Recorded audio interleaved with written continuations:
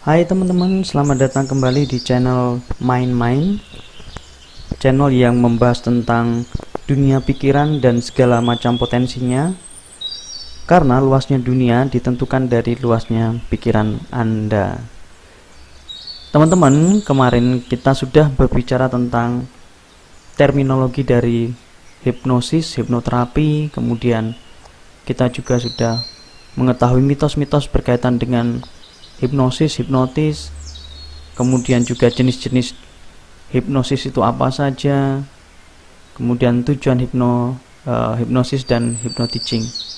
Nah, teman-teman, untuk yang barusan melihat video ini langsung di part 2 ini, saya sarankan teman-teman untuk melihat di video yang sebelumnya. Tujuannya agar teman-teman semua bisa memahami betul step tahapan dan demi tahapannya, agar apa yang saya sampaikan betul-betul utuh di pemikiran teman-teman semua, pemahamannya agar benar-benar utuh. Sebagai informasi teman-teman bahwa saya pernah belajar hipnosis, hipnoterapi, juga neuro-linguistic programming. Saya juga seorang guru. Jadi untuk kaitan dengan materi yang saya sampaikan ini, memang kebetulan saya memiliki backgroundnya. Jadi bukan hanya sekedar membaca terus langsung saya paparkan di sini tanpa pengalaman sama sekali. Oke, kita lanjutkan teman-teman. Kemarin kita sudah membicarakan ini, kaitan pikiran sadar, bawah sadar. Beberapa kali saya sebut ada pikiran sadar, pikiran bawah sadar. Nah, jadi teman-teman, pikiran manusia ini dibedakan, pengelompokannya ada berbagai macam. Tapi untuk kali ini yang paling sering digunakan adalah pikiran sadar dan pikiran bawah sadar. Jadi jika diibaratkan seperti gunung es, pikiran sadar ini hanya kecil di atasnya yang nampak, tetapi pikiran bawah sadar itu sangat besar. Jika dipersentasekan, pikiran sadarnya ada hanya 12% dari total keseluruhan, dan pikiran bawah sadar 88%. Pikiran sadar ini kerjanya kurang lebih adalah untuk menganalisa, menghitung, melogika, ingatan jangka pendek. Sedangkan pikiran bawah sadar ini misalnya dalam hal kaitan dengan perasaan, emosi, kemudian ingatan jangka panjang, kreativitas, kesadaran, itu ada di pikiran bawah sadar. Potensinya jelas sangat besar di sini. Jadi dari sekian ini teman-teman ya, jadi dari persentase ini, jika kita bisa mengotak-atik pikiran bawah sadar agar menjadi lebih baik, maka secara keseluruhan dari seluruh pikiran kita secara keseluruhan bisa tergerak untuk mengarah ke yang lebih baik. Nah, untuk pikiran sadar menuju bawah sadar, ini ada yang disebut dengan critical area. Ini adalah barriernya, ini adalah seperti pintu gerbangnya. Jadi tidak semua informasi itu bisa langsung masuk ke pikiran bawah sadar, tidak. Ada seperti critical area, area kritisnya. Nah, dalam kita mempelajari hipnosis, atau lebih ke khususnya adalah convert hipnosis, bagaimana percakapan itu bisa membuka critical area ini, memang ada teknik-tekniknya yang nanti akan kita pelajari di bagian berikutnya. Oke ya, saya harap teman-teman semua tetap bersemangat dan betah, karena saya yakin teman-teman akan mendapatkan manfaat dari apa yang kita pelajari bersama ini. Ada yang disebut dengan gelombang otak, teman-teman. Ini bukan hanya sekedar kiasan, tetapi memang ada pengukurannya. Alat yang digunakan untuk mengukur ini dinamakan dengan EEG, elektroencephalography. Jadi dikelompokkan menjadi, ada yang disebut dengan gelombang beta, ini adalah gelombang yang aktif. Gelombang ini tercipta saat kita kondisinya berpikir aktif, saat bekerja, mungkin saat berteleponan, saat rapat, saat kegiatan yang aktif. Kemudian ada gelombang alfa di bawahnya. Ini gelombang rileks, misalnya saat kita sedang duduk melamun, ini sedang digambar, ini sedang santai di pantai, ini adalah gelombang alfa. Kemudian ada yang gelombang lebih rendah lagi, lebih dalam lagi, yaitu gelombang theta. Biasanya dicapai dengan misalnya dengan meditasi atau kondisi sebelum kita tidur lelap. Kemudian di bawahnya lagi yang lebih rendah lagi adalah gelombang delta. Gelombang ini dicapai saat seseorang sedang tidur dan di dalam tidurnya dia masih merasakan mimpi. Kemudian yang lebih dalam lagi adalah gelombang deep delta ya, dita. Itu dreamless sleep, jadi tidur tanpa mimpi, jadi sangat lelap. Nah, teman-teman semua, ini terjadinya berurutan. Jadi untuk masuk ke delta ini otak harus melewati dulu beta, kemudian dia relax, alpha, kemudian lebih dalam lagi theta dan delta.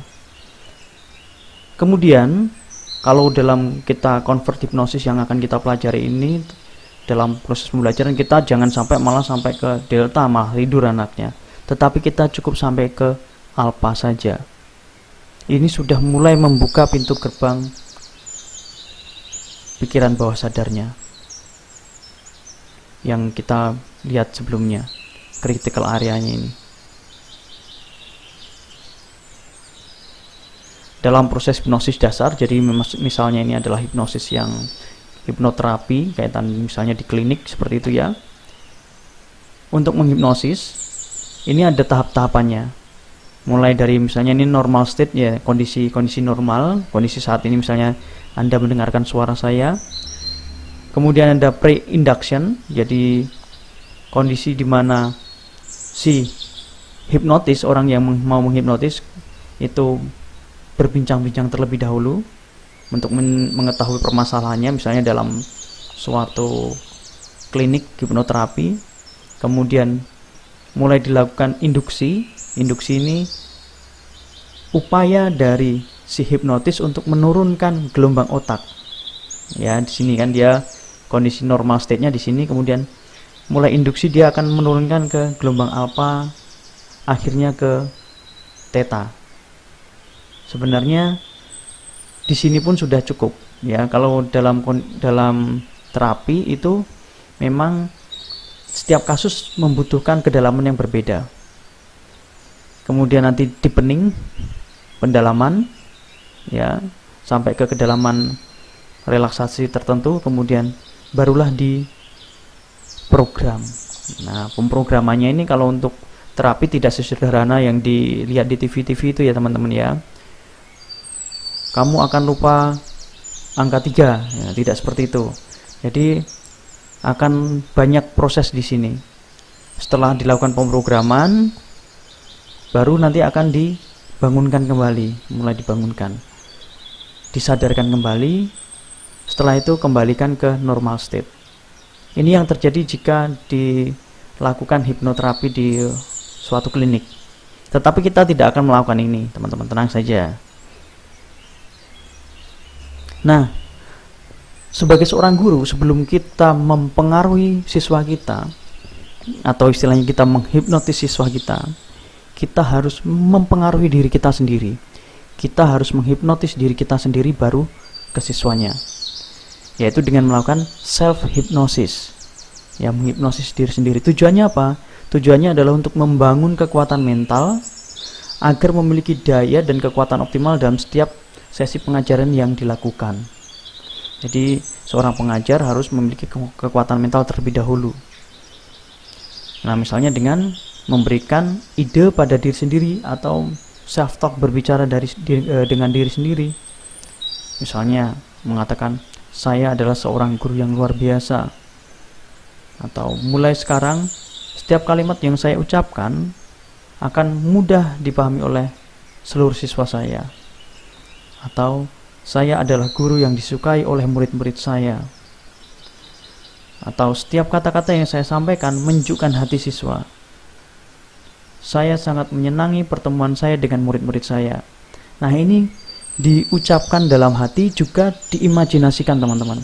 Jadi misalnya teman-teman mengatakan saya seorang guru yang luar biasa, di dalam pikiran teman-teman juga membayangkan bahwa teman-teman semua sedang mengajar di kelas dan murid-murid teman-teman semua melihat teman sedang mengajar di kelas itu adalah guru yang luar biasa. Menurut persepsinya teman-teman, luar biasa itu kategorinya apa? Nah, itu dibayangkan itu terjadi pada diri teman-teman semua saat mengajar di kelas. Jadi bukan hanya kata-kata, tetapi juga membutuhkan visualisasi untuk memperkuat itu masuk ke pikiran bawah sadar teman-teman semua. Nah, jika hipnotis diri sendiri ini sudah berhasil, maka teman-teman akan memiliki mental yang berbeda, akan memiliki aura yang berbeda.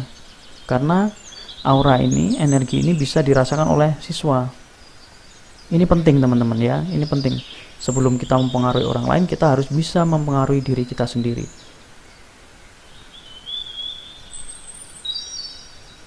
Kemudian kita masuk ke membuka gerbang pikiran bawah sadar siswa.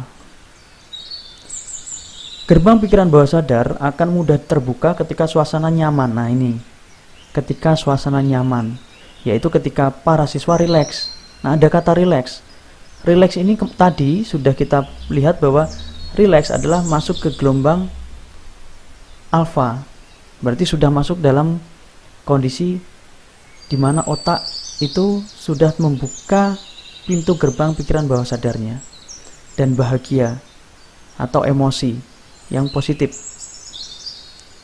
Nah, untuk yang pertama ini adalah masuklah dengan antusias. Nah, jadi waktu mau masuk ke kelas, teman-teman semua sudah menunjukkan wajah yang antusias. Karena di dalam otak manusia itu ada yang disebut dengan mirror neuron, di mana kecenderungan meniru sesuatu yang dilihatnya tanpa disadari. Jadi jika siswa melihat guru antusias, jadi siswa itu pun juga akan merasa antusias, semangat. Kalau lihat gurunya lemas, lesu, mukanya ditekuk, kepalanya nunduk, jalannya diseret, siswa pun akan melihat guru tersebut dan menjadi tidak semangat juga, akan menjadi lemas juga. Nah, ini teman-teman ya, masuklah dengan antusias. Misalnya dengan mengucapkan salam dengan wajah yang tersenyum, tatapan mata yang lebar ya, lebar antusias seperti itu, bukan lebar yang mengerikan ya, dengan suara yang sedikit agak tinggi ya, tetapi bukan yang marah, bukan, tetapi yang ramah. Itu adalah yang pertama, masuklah dengan antusias. Nah, untuk berikutnya, pertemuan berikutnya kita akan lanjutkan dengan mulailah dengan cloning dan seterusnya. Sampai di sini dulu pertemuan kita, teman-teman ya. Jadi silahkan mulai dipraktekkan saja apa yang sudah kita pelajari ini tahap demi tahap agar nanti akan menjadi kebiasaan. Sampai jumpa di pertemuan berikutnya. See you.